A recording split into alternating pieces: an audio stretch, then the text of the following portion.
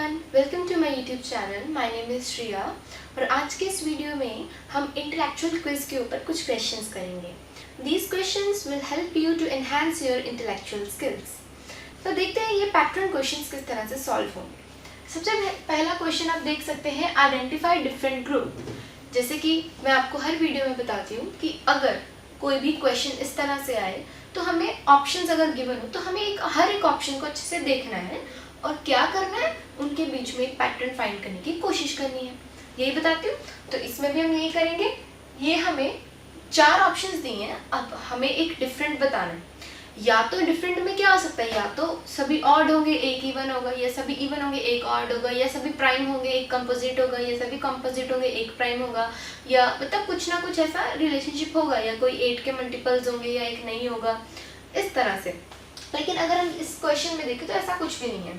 ये दोनों even odd है मतलब, और ये दोनों प्राइम भी हैं लेकिन ये दोनों नहीं है, ये दोनों भी नहीं है, मतलब ऐसा अभी कुछ हमें खास पैटर्न मिला नहीं है, क्योंकि अब लेवल को मैंने थोड़ा सा कर दिया है और मतलब और एनहांस। ठीक है, तो उस अकॉर्डिंगली अब हमें एक अच्छा सा रिलेशनशिप देखो। 2 और 3 में आपस में क्या रिलेशनशिप हो सकता है, कंसेक्टिव है ना। इसके अलावा तो कभी कोई दिमाग में आ नहीं रहा। कोई बात नहीं, अगला देखिए 3 और 7। अब 3 और 7 में क्या होगा, है ना। 3 और 7 में भी हमें कोई खास रिलेशनशिप मिला नहीं है। हालांकि अगर इनके डिफरेंस की बात करें तो 1 है और इनमें तो 1 नहीं है, मतलब ये वाला पैटर्न जो हम सोच रहे हैं वो नहीं हो सकता। उसके बाद है 4, 15, 5 और 24। अब ये जो लास्ट वाले 2 है ना, यहाँ से कुछ स्ट्राइक हो रहा है कि 4 का स्क्वायर होता है 16। 4 का स्क्वायर 16 है और जो ये अगला वर्ड है वो 16 - 1 है, यानी 15 है। तो 4 और 15 में तो एक रिलेशनशिप आ गया कि उसके स्क्वायर में से -1 करें।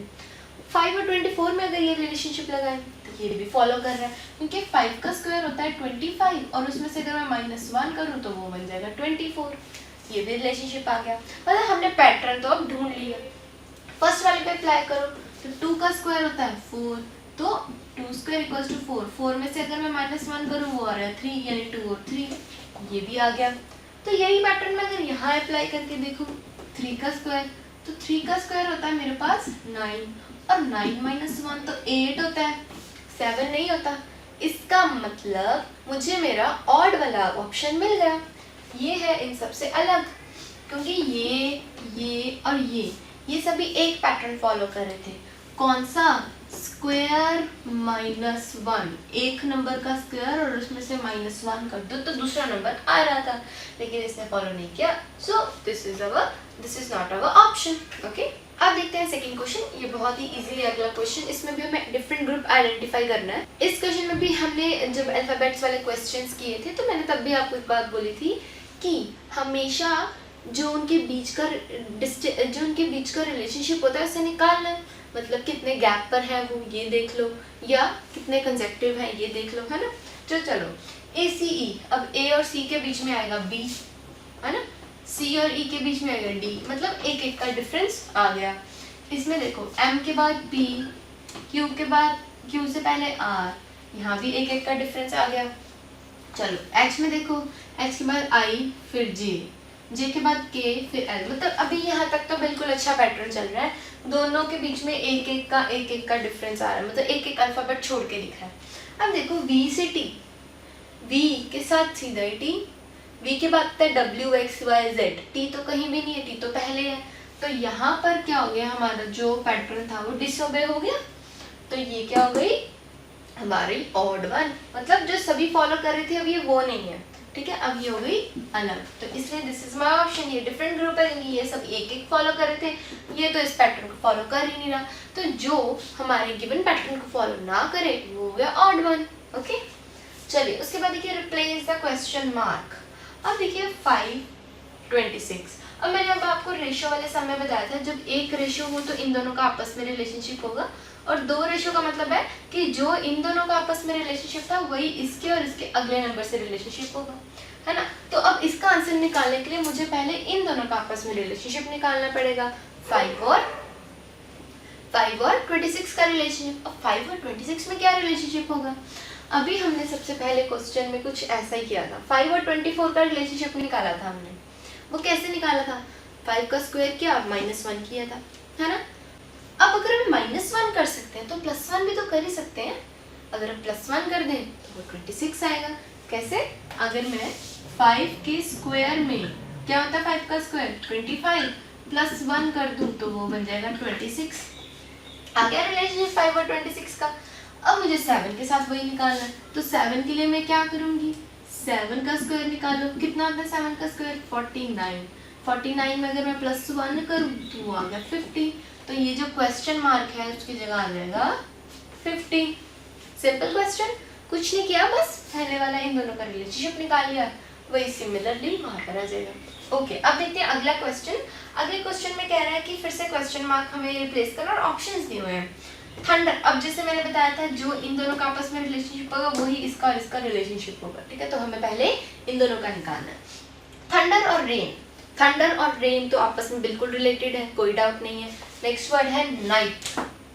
नाइट के साथ कौन रिलेशनशिप, किसका रिलेशनशिप होगा? देखिए, जब रेन आती है तो थंडर स्टॉर्म आती है, या जब थंडर स्टॉर्म आती है तो रेन आती है, दोनों साइमल्टेनियसली। अब नाइट की बात करें, जब रात आती है तो क्या आता है, ये देख लेते हैं। डे, डस्क, डार्कनेस या इवनिंग? सोचने की तो बात ही नहीं है, सिंपल आंसर हमारे सामने है, ऑफ कोर्स डार्कनेस। रात है तो अंधेरा होगा, अंधेरा है तो रात होगी, मतलब somewhat they goes hand in hand, मतलब साइमल्टेनियसली। ओके, नेक्स्ट क्वेश्चन है पैटर्न क्वेश्चन। पैटर्न क्वेश्चन मैंने क्या कहा था, आपको कुछ नहीं करना, बस आपको वैल्यूज पुट करके देखनी है जो ऑप्शंस दी हैं। पैटर्न बन जाएगा होता ठीक है, नहीं बना तो क्रॉस, ठीक है। जब सबसे पहले मेरे पास ये 4 लाइन्स हैं, चारों में सबसे पहला ऑप्शन पुट करके देखते हैं, BACB, BACB। अब देखो ये कोई पैटर्न बन रहा है, AB BB, CA AA, यहाँ आके पैटर्न टूट रहा है, मतलब AA रिपीट हो रहा है यहाँ पर, है ना। पैटर्न का मतलब होता है एक ही चीज उसी टाइम पर, एक time period, particular time period के बाद रिपीट हो, लेकिन यहाँ पर इसने क्या कर दिया, वॉयलेट कर दिया हमारा पैटर्न, तो मतलब ये ऑप्शन नहीं होगा। So now let's move to other option. ये है ACBA। चलो ये पुट करके देख लो, इससे क्या पैटर्न बनता है, ACBA। अब देखो यहाँ पर क्या बन रहा है, AA BB CC, AA BB CC, AA BB CC। This is what we call a pattern, क्योंकि पहले आया AA फिर BB फिर CC, फिर से repeat AA BB CC। This is a pattern, है ना। ये जब पुट करेंगे, ये पुट करेंगे तो वो पैटर्न नहीं फॉलो हो रहा। So I got my answer, this is ACBA, B option. इस तरह के क्वेश्चंस के लिए हमेशा वैल्यूज उठाओ, जो ऑप्शन दिए और बस पुट करो, आंसर मिल जाएगा। तो चलिए अब देखते हैं नेक्स्ट क्वेश्चन, वो भी बिल्कुल सिमिलर उसी तरह से है। अब मैं चाहती हूँ कि मेरे सॉल्व करने से पहले आप वीडियो पॉज करें, इस क्वेश्चन को एक बार खुद सॉल्व करें, देखते हैं कि आपको ये समझ आया या नहीं। मेरे पास फिर से वही 4 ऑप्शन दिए हैं और मुझे अब क्या करना है, पैटर्न क्वेश्चन है, पुट करके देखना है कि क्या पैटर्न फॉलो हो रहा है या नहीं। चलिए सबसे पहले देखते हैं, CB और CB का है तो पुट करें CB। देखिए कोई पैटर्न बन रहा है, BC CB। अरे ये तो पहली बार में पैटर्न बन गया, बहुत अच्छा। BC CB।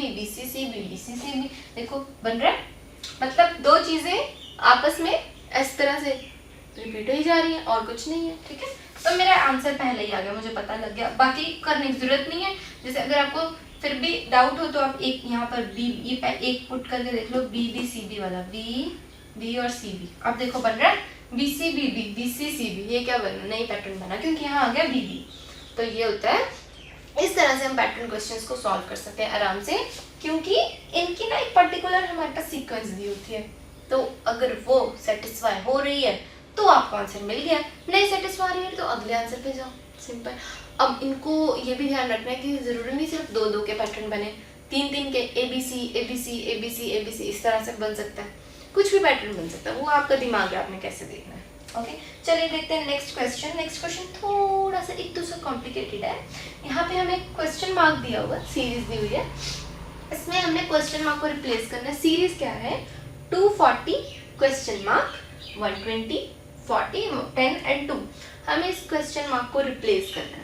देखिए ऐसे क्वेश्चंस जो होते हैं ना, वो बहुत ही थोड़े दिमाग लगाने वाले होते हैं, मतलब क्योंकि कुछ पर्टिकुलर पैटर्न यहाँ फॉलो नहीं हो रहा। ध्यान से देखो, कोई पैटर्न हो रहा है 240, 120, 40, मतलब थोड़ा थोड़ा दिमाग में आ सकता है कहीं 2 के साथ कुछ, पर नहीं, क्योंकि अगर हम कर भी देंगे तो उससे आंसर नहीं आएगा। तो ऐसे क्वेश्चंस को करने के लिए क्या चाहिए? प्रैक्टिस। प्रैक्टिस होगी तो ऐसे क्वेश्चन आराम से निकल जाएंगे, अदरवाइज नहीं। ठीक है, तो देखिए सबसे पहले यहाँ पर ना मुझे देख के पता लग रहा है 120, 40, मतलब 240 से ना एक रिलेशनशिप चल रहा है सबका। अगर मैं 240 को 2 से डिवाइड करती हूँ तो 120 आता है, 3 से डिवाइड करूँ तो 40 आता है, 4 से डिवाइड करूँ तो 10 आ रहा है, और अगर 5 से डिवाइड करूँ तो 2 आ रहा है, मतलब एक पैटर्न बन रहा है।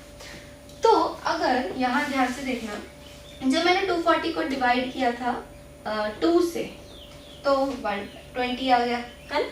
जब मैंने डिवाइड किया था 3 से तो 40 आ गया। हाँ, डिवाइड करके देख लेना, आंसर आ जाएगा। डिवाइड जब मैंने किया 4 से तो 10 आ गया था। जैसे उसी तरह से डिवाइड करें 5 से तो 1। मतलब अगर इस तरह से हो रहा है तो यहाँ पर तो ऑब्वियसली क्या होगा, यहाँ 2 है, 3 है, 4 है, 5 है, तो सबसे पहले तो 1 आएगा ना, डिवाइड 1। तो 240 को डिवाइड करोगे तो क्या आएगा 1 से? 240 ही आंसर आएगा। ये देखो आपके पास ऑप्शन भी है। ठीक है, पहली ऑप्शन ही ये है। अब डिवाइड हो रहा है तो 480 तो आ नहीं ना सकता, क्योंकि 480 ज़्यादा है, डिवाइड करने पे कभी नहीं आएगा।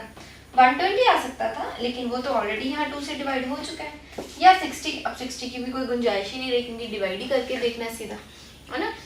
सिंपली ये पैटर्न, बस ये चीज़ थी जो क्लिक होने वाली थी, ये वाली, कि 1 से डिवाइड है, 2 से डिवाइड है, 3 से, 4 से, 5 से, बस इतना बताओ, आंसर आ गया। ये किससे पता लगेगा आपको? प्रैक्टिस से। चलिए नेक्स्ट क्वेश्चन में भी ये सेम क्वेश्चन मार्क रिप्लेस करना है हमें। 87, 90, 84, 88, 81। अब ध्यान से देखो, यहाँ ना कोई पर्टिकुलर पैटर्न फॉलो नहीं हो रहा है ना, कोई खास पैटर्न फॉलो नहीं हो रहा है। अब इसमें थोड़ा सा आपको दिमाग लगाना पड़ेगा, क्योंकि यहाँ पर थोड़ा सा करना पड़ेगा हमें छेड़छाड़, इसके थोड़ा सा हमें इस पर फोकस करना पड़ेगा। ठीक है, ध्यान से देखिए, अगर यहाँ बात करें 87, अब 87 से 90 कम हो गया, 87 से 90 ज़्यादा हो गया, 90 से 84 कम हो गया, मतलब ये कम ज़्यादा चल रहा है। ठीक है, लेकिन अगर मैं जब 87 से 84 पे जाऊँ तो क्या होता है? -3 होगा। 87 में से अगर 3 करूँगी 84 आ जाएगा, है ना। ठीक है, -3 आ जाएगा। अब 90 से अगर 88 में जाना तो -2 करना पड़ता है ना। और इसी तरह 84 से 81 पे जाना हो तो फिर -3 करना पड़ेगा। तो ध्यान से देखो, एक पैटर्न बन रहा है, -3, -2, -3, -2। यहाँ से यहाँ आने के लिए -3 एक जंप, यहाँ से यहाँ आने के लिए -2, यहाँ से यहाँ जाने के लिए फिर से -3। तो अब यहाँ से यहाँ इस क्वेश्चन मार्क पर आने के लिए कितना चाहिए? अगर यहाँ -2 था तो यहाँ भी -2 चाहिए। तो यहाँ पर बन गया 88 - 2 विल गिव मी 86। तो ये रहा मेरे पास आंसर, बी ऑप्शन, 86। ठीक है, तो क्वेश्चन ट्रिकी था। क्या किया था, बस मुझे पैटर्न फॉलो करना था कि ये -3 है, वो -2 है, माइनस कर दिया, -2 आ गया, आंसर आ गया 86, है ना। ऐसे क्वेश्चंस थोड़ा दिमाग घुमा देते हैं, बट क्वेश्चन है इजी, प्रैक्टिस की बात है। तो चलिए अब देखते हैं अगले क्वेश्चंस। अगले क्वेश्चंस में कह रहा है, indicating to a person in a photograph, Savita said he is the only son of a father. देखिए सविता, उसके पास एक फोटोग्राफ है, जिसको देखकर वो क्या बोल रही है, ध्यान से सुनिए। ही इज, ऐसे क्वेश्चंस ना बहुत ही इंटेलेक्चुअल होते हैं। इस तरह के क्वेश्चंस ना IQ टेस्ट जज करते हैं, IAS वगैरह के। कई बार इंटरव्यूज में भी सुना गया होगा कि ऐसे क्वेश्चंस कई बार पूछे जाते हैं, थोड़ा दिमाग घुमा देने वाले, बट होते बहुत ईजी हैं। तो वो कह रही थी कि he is the only son of father of brother of my sister. इसको ध्यान से पढ़ना कि वो जो फोटो में है, ही इज़ द ओनली सन, वो बेटा है। किसका बेटा? ओनली सन ऑफ फादर, पिता का बेटा, ऑफ ब्रदर, किसके पिता का बेटा? सविता के भाई के पिता का बेटा, सविता के भाई के पिता का बेटा। और वो ब्रदर ऑफ माय सिस्टर का ब्रदर, तो वो तो उसका भाई लगा ना। सिस्टर का ब्रदर का पापा, और पापा का बेटा, ब्रदर ही लगा। तो क्या अब ये मदर तो हो नहीं सकती, बिकॉज पहली बात ही है, मदर और सिस्टर तो खत्म, ऑप्शन खत्म। अब कजिन का कोई लेना देना नहीं है, क्योंकि यहाँ पर कोई आंट और अंकल का यूज ही नहीं हुआ। तो we are left with brother. Simple, very good. It was a very easy question. चलिए अगला देखते हैं। अगले क्वेश्चन में पूछा है कि अगर ये जो पूरी टर्म है 0 इक्वल दे दी गई है तो x की वैल्यू क्या है हमने वो निकालनी है। ओके, बहुत इजी है ये भी अगर ध्यान से प्रॉपर्टीज का पता हो। तो चलिए देखते हैं। पहले मैं सारे स्टेटमेंट अच्छे से लिख लेती हूँ। क्या थी? log to the base 10 log base to 10 log to the base 10 x is equals to 0। अब देखिए इसके लिए ना आपको प्रॉपर्टीज पता होनी चाहिए। सबसे पहली प्रॉपर्टी हमें पता थी कौन सी कि इफ log का या log a अगर 0 के इक्वल हो, यानी अब ये log है और ये सारा a चल रहा है, ये सारा a है ना। अगर log a 0 के इक्वल हो तो a ऑटोमेटिकली 1 हो जाता है। तो अगर ये log a 0 के इक्वल है तो ये वाला a किसके इक्वल होगा? 1 के। कर दो log to the base 10 log 10x ये इक्वल होगा 1 के। ये वाला टर्म खत्म हो गया। मैंने प्रॉपर्टी लगा दी क्योंकि log a, अब ये log था, ये सारा मेरे पास ना a चल रहा है a। अब ये log a अगर 0 के इक्वल है तो a उठा के तो ऑटोमेटिकली यहाँ से 1 के इक्वल होना ही है। अब देखिए अगली प्रॉपर्टी क्या है। तो ये होगी अगली प्रॉपर्टी है कि अगर log to the base a m 1 के इक्वल हो तो ये जो m है ना वो ऑटोमेटिकली a के इक्वल हो ही जाता है। ठीक है, ठीक है। तो अब ये log है और ये a है और ये सारा m है। log a m सारा ये। अब ये सारा जब 1 के इक्वल है तो ये अकेला ये अब m किसके इक्वल हो जाएगा? a के। यानी मैं यहाँ से इसको यहाँ लिखूँ log 10x is equals to 10।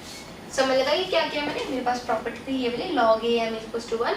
तो ये मेरे पास log है, ये a है, ये m है, ये 1 के इक्वल आ गया। अब जब ऐसी कंडीशन आ जाए तो उस केस में ये जो m होता है ना ये वाला वो इस a के बराबर हो जाता है। तो मैंने ये इसके इक्वल लिख दिया, बात खत्म। अब तो और भी सिंपल हो गया। अब तो बिल्कुल log है उधर जाके अब log to the base x है तो ये तो इसको आपको इसकी प्रॉपर्टी मैंने पहले भी बताई थी log x m वाली, है ना। तो ये यहाँ से x की वैल्यू आ जाएगी मेरी 10 raised to the power, अब ये ऊपर चल जाएगा 10 raised to the power 10। तो ये x की वैल्यू आ गई 10 raised to 10।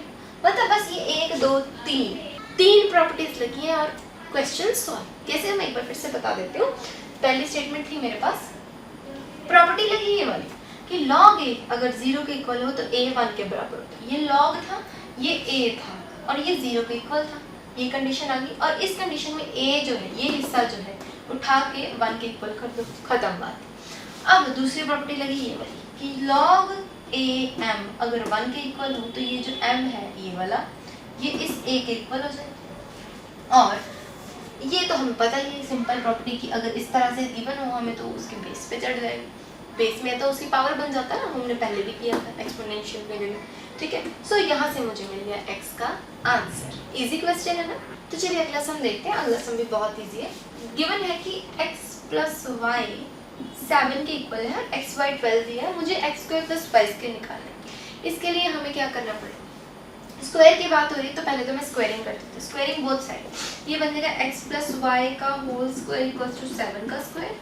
ये बन गया x square plus Y square plus 2xy is equals to 49। अब देखिए यही तो हमें चाहिए ना, हम ये वाला उधर ले जाते हैं तो x square plus Y square किसके इक्वल आ गया? 49 माइनस 2xy। मुझे x square plus Y square ही चाहिए ना। कोई बात नहीं, ये भी सॉल्व होएगा। कैसे?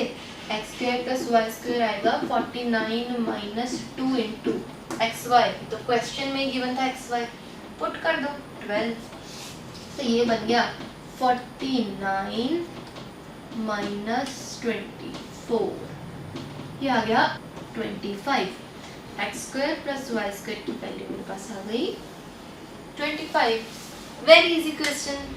ठीक है, कुछ नहीं किया, मुझे दो चीज़ें गिवन थी, एक ये गिवन था, यहाँ से मैंने सम शुरू कर दिया स्क्वायर। अब मुझे कैसे पता लगा स्क्वायरिंग करनी, क्योंकि आंसर क्वेश्चन में स्क्वायरिंग मांग रहे हैं तो मैंने उठा के कर दी स्क्वायरिंग। स्क्वायरिंग करने के बाद इसको खोला तो यहाँ पर जो चाहिए था वो आ गया और ये जो टर्म थी एक्स्ट्रा मैंने उधर कर दी।